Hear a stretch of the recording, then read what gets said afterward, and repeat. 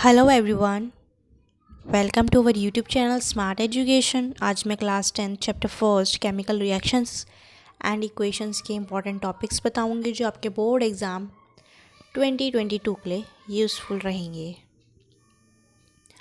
First topic, characteristics features of a chemical reactions. इसमें first है physical state normally changes. कोई भी reaction होती है तो नॉर्मली हम देखते हैं कि उसकी फिजिकल स्टेट चेंज हो जाती है। जैसे रिएक्शन एक है, मैग्नीशियम को अगर हम एयर के साथ रिएक्ट करवाते हैं, मैग्नीशियम हमारा क्या है, सॉलिड, एयर मींस ऑक्सीजन हमारा क्या है, गैस। तो प्रोडक्ट जो बनेगा हमारा वो मैग्नीशियम ऑक्साइड बनेगा, जो कैसी फॉर्म में होगा, पाउडर्ड फॉर्म में।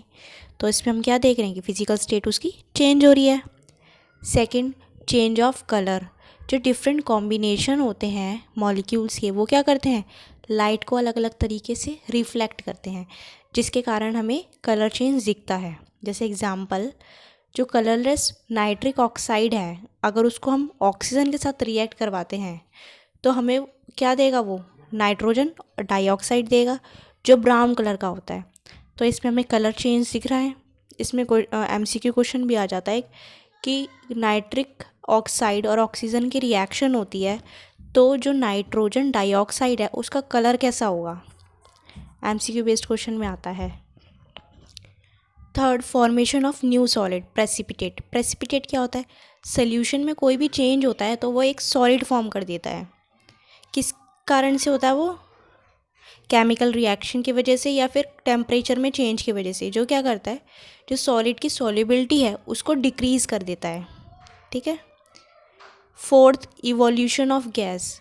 ये कह सकते हैं फॉर्मेशन ऑफ बबल्स, कि गैस है इसमें इवॉल्व होती है। जैसे एग्जांपल, जिंक अगर डाइल्यूट हाइड्रोक्लोरिक एसिड के साथ रिएक्ट करता है तो वह हाइड्रोजन गैस को रिलीज़ करता है, किस फॉर्म में, बबल्स की फॉर्म में रिलीज़ करता है। Fifth, change in temperature. कुछ रिएक्शंस ऐसी होती हैं जो हीट प्रोड्यूस करती है, उसको हम कहते हैं एक्सोथर्मिक रिएक्शन।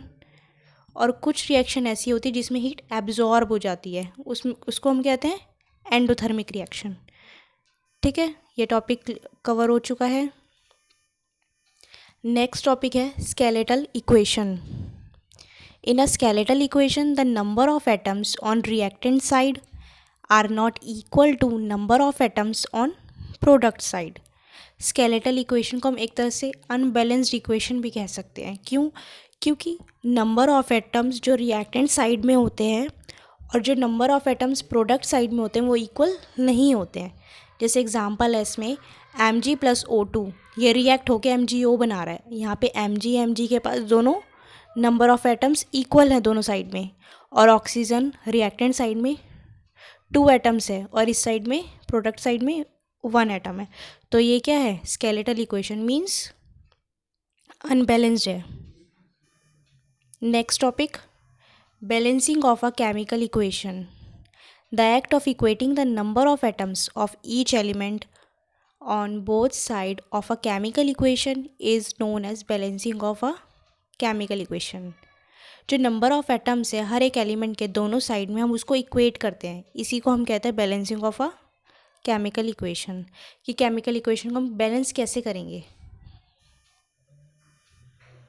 आगे एग्जाम्पल है एक, give a balanced equation for the reaction where methane burns in air to from carbon dioxide and water. तो इसको सबसे पहले जब भी हम बैलेंस्ड इक्वेशन करते हैं तो सबसे पहले हम उसको वर्ड फॉर्म में लिखा जाता है, वर्ड इक्वेशन लिखी जाती है। तो वर्ड इक्वेशन कैसे लिखेंगे, मीथेन प्लस ऑक्सीजन रिएक्ट क्या कर रहे हैं, carbon dioxide and water product में हमको दे रहे हैं।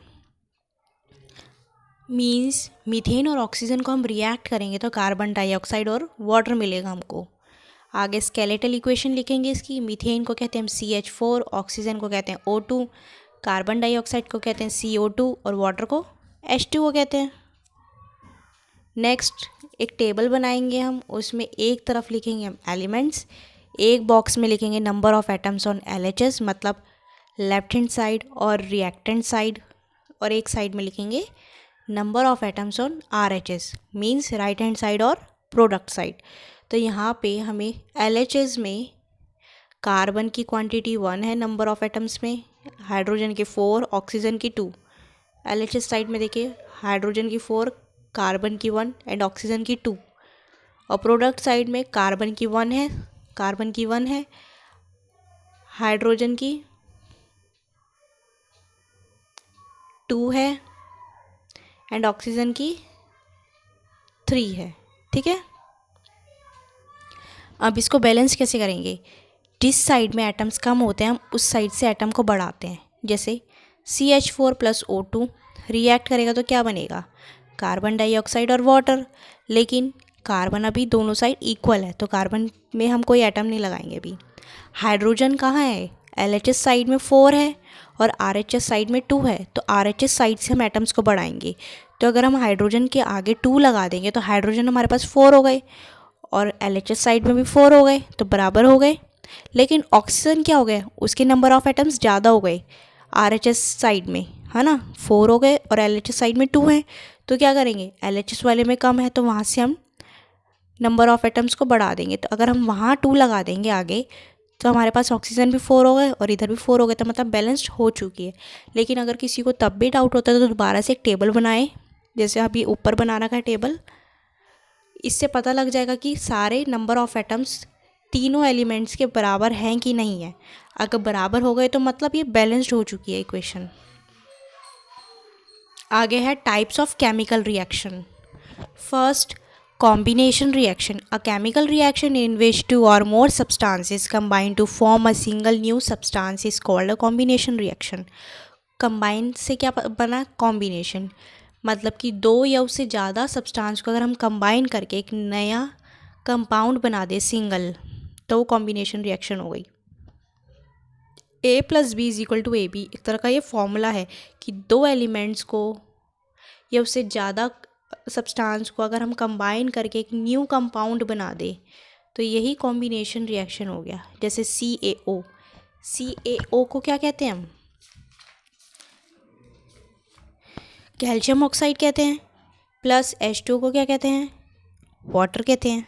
अब इन दोनों को अगर हम कंबाइन करेंगे तो क्या बनेगा? कैल्शियम हाइड्रोक्साइड, मतलब CaOH2। ठीक है, आगे है decomposition reaction. Those reaction in which a single substance break up to give 2 or more simpler substances are called decomposition reaction. मतलब ये कॉम्बिनेशन का जस्ट अपोजिट होता है। इसमें क्या होता है? एक सिंगल सब्सटेंस जो है वो ब्रेक होके 2 या उससे ज़्यादा सिंपलर सब्सटेंस में टूट जाता है। इसको कहते हैं हम डिकम्पोजिशन रिएक्शन। जैसे AB = में A + B, मतलब एक सिंगल सब्सटेंस 2 में टूट चुका है। एग्जाम्पल दे रखा है नीचे रिएक्शन का। 2FeSO4.7H2O को हीट कर रहे हैं हम तो 2FeSO4 + 7H2 में ब्रेक हो चुका है वो। और जो 2FeSO4.7H2O है उसको हम ग्रीन विट्रियोल भी कहते हैं और इसका नाम फेरस सल्फेट भी है। MCQ में आ जाता है कि फेरस सल्फेट का सेकंड नेम क्या है या और क्या कहते हैं उसको, ग्रीन विट्रियोल कहते हैं, या इसका फिर फॉर्मूला आ जाता है कि ग्रीन विट्रियोल का फॉर्मूला क्या है। आगे ये भी 3 टाइप के होते हैं डिकम्पोजिशन रिएक्शन भी। फर्स्ट है thermal decomposition. Decomposition of a substance caused by heating is called thermal decomposition. जिस रिएक्शन में हीट का यूज़ करा जाए ब्रेक करने के लिए वो थर्मल डिकम्पोजिशन रिएक्शन है। ठीक है, सेकेंड है electrolytic decomposition. Decomposition of a substance by the agency of a electric current is called electrolytic decomposition. Electrolytic का मतलब क्या होता है? इलेक्ट्रिसिटी मीन्स कि कोई भी सब्सटेंस को हम ब्रेक कर रहे हैं किसके थ्रू? इलेक्ट्रिसिटी के थ्रू।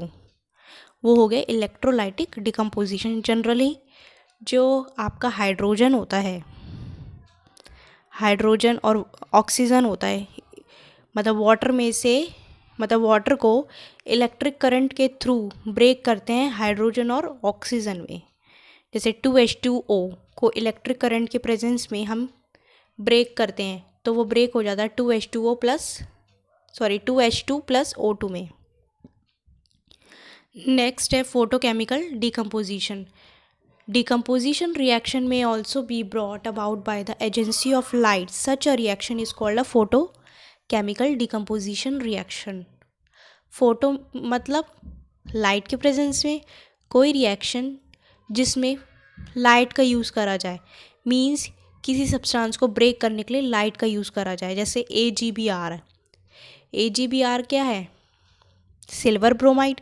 इसको लाइट के प्रेजेंस में ब्रेक करते हैं तो ये किस में कन्वर्ट हो, मतलब टूट जाता है Ag+Br में। ठीक है, ये है फोटोकेमिकल डिकम्पोजिशन रिएक्शन। आगे है displacement reaction. The reactions in which one atom or a group of atom of a compounds is replaced by another atom or a radial are called a single displacement reaction. Displacement reaction क्या हो गया? इसमें क्या होता है, एक atom या फिर ग्रुप ऑफ एटम क्या होते हैं, रिप्लेस हो जाते हैं दूसरे एटम से। जैसे देखिए यहाँ पे A+BC को रिएक्ट करा तो आगे B+AC में कन्वर्ट हो गया, मीन्स जो A है, ए के साथ क्या आ गया, सी आ गया, मतलब कि BC जो कंपाउंड है अपना, सी रिप्लेस होके किसके पास चला गया, ए के पास, है ना। तो B+AC, देखो एग्जाम्पल के साथ देखिए यहाँ पे Zn+CuSO4 आगे बना Cu+ZnSO4, मीन्स जो Cu है आपका उसके साथ जो SO4 है वो रिप्लेस किसके साथ हो गया है, Zn के साथ। या ये कह सकते हैं कि Zn+CuSO4 है, Cu की जगह रिप्लेस होके कौन आ गया है, Zn आ गया है। ठीक है, नेक्स्ट है double displacement reaction. Those reactions in which anions and cations of two different molecules switch places, forming two entirely different compounds are called double displacement reaction. जो ऊपर वाली रिएक्शन थी डिस्प्लेसमेंट रिएक्शन, उसको हम सिंगल डिस्प्लेसमेंट रिएक्शन बोलते हैं और इसको डबल डिस्प्लेसमेंट। इसमें क्या होता है, AB+CD रिएक्ट हो गए AD+CD, मीन्स एनायन और कैटायंस अपनी अपनी प्लेसेस को स्विच कर लेते हैं, मतलब बदल लेते हैं। जैसे एग्जांपल है Na2SO4 + BaCl। अभी Na SO4 के साथ है तो बाद में अपना प्लेस स्विच करके किसके पास चला जाएगा, वो Cl के पास। और यहाँ पे BaCl के पास है तो Ba अपना प्लेस स्विच करके किसके पास चला जाएगा, SO4 के पास। लेकिन मतलब पॉजिटिव और नेगेटिव ही हमारा कंपाउंड बनता है, नेगेटिव नेगेटिव नहीं बनता, ना ही पॉजिटिव पॉजिटिव बनता है, तो इसका भी हमें ध्यान देना है।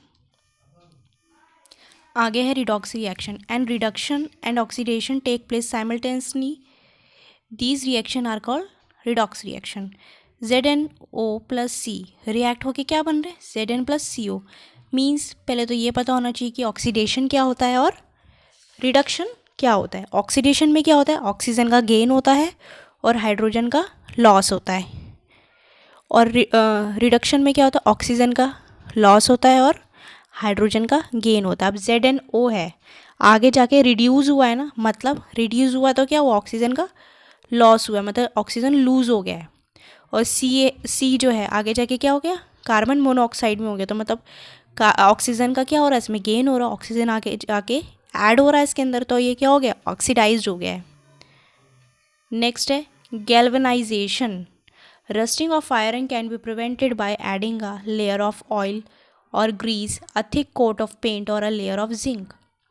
गैल्वेनाइजेशन क्या होता है कि इसमें हम क्या करते हैं कि रस्टिंग ऑफ आयरन को रोकने के लिए, कि आयरन के ऊपर कोई जंग ना लगे, उसको रोकने के लिए हम क्या करते हैं, ऊपर ऑयल की लेयर या फिर ग्रीस की कोटिंग कर देते हैं, या फिर पेंट कर देते हैं, या फिर उसके ऊपर एक जिंक की लेयर चढ़ा देते हैं, जिससे वो मतलब रस्टिंग से बच सके।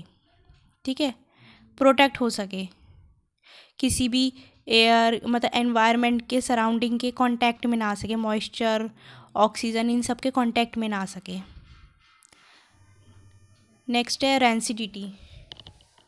When food items cooked in oils and fats are kept exposed and unprotected, they give unpleasant smell and taste and become rancid.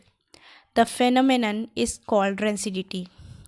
जो भी हम खाना बनाते हैं ऑयल्स या फैट्स के अंदर, तो वो अनप्रोटेक्ट होते हैं, जल्दी से बाहर के सराउंडिंग के कांटेक्ट में आ जाते हैं, जिसके कारण उनका टेस्ट अनप्लीजेंट मतलब स्मेलिंग हो जाता है, टेस्ट में भी चेंज आ जाता है, मतलब एक तरह से ख़राब हो जाता है।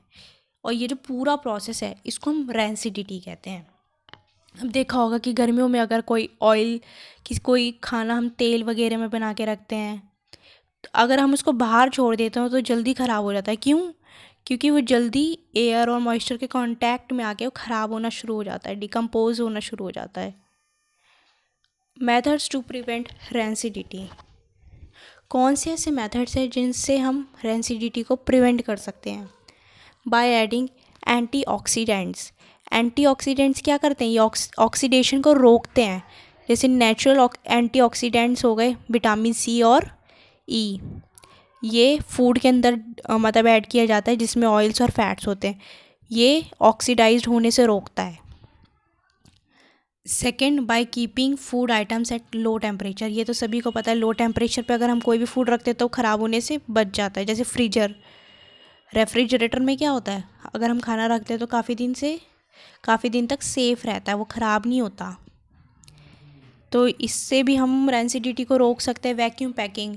कुछ फूड आइटम ऐसे होते हैं जिसको कंटेनर्स में पैक करके रख देते हैं और एयर वहाँ की रिमूव कर देते हैं, मतलब ना उसमें कोई ऑक्सीजन ना एयर कुछ ना जाए, है ना।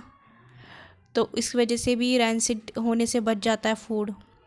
फोर्थ, इसमें replacing air by nitrogen. Air को हटा के हम उसमें नाइट्रोजन ऐड कर दें। जैसे कोई भी हम चिप्स वगैरह इन सब के पैकेट होते हैं, ये फूले हुए होते हैं। क्यों? क्योंकि उसके अंदर नाइट्रोजन गैस भरी जाती है, जिससे वो काफ़ी लंबे समय तक चले। लिखा होता है ना पीछे पैकिंग के कि 9 मंथ्स तक इसकी वो है, एक्सपायर्ड हो सकते हैं, मतलब 9 मंथ्स तक ये सेफ़ है ये फूड, ठीक है। तो इसलिए नाइट्रोजन वहाँ ऐड कर देते, जिसकी वजह से वो रैंसिड ना हो सके, ख़राब ना हो सके। तो ये इम्पॉर्टेंट टॉपिक्स है आपकी इस चैप्टर के। आगे मैं एमसीक्यू बेस्ड क्वेश्चंस बनाऊंगी जो आपके लिए यूज़फुल रहेंगे। सो ये सारे जितने भी टॉपिक्स हैं आप बोर्ड एग्ज़ाम्स के लिए अच्छे से कर लीजिएगा, यूज़फुल रहेंगे आपके।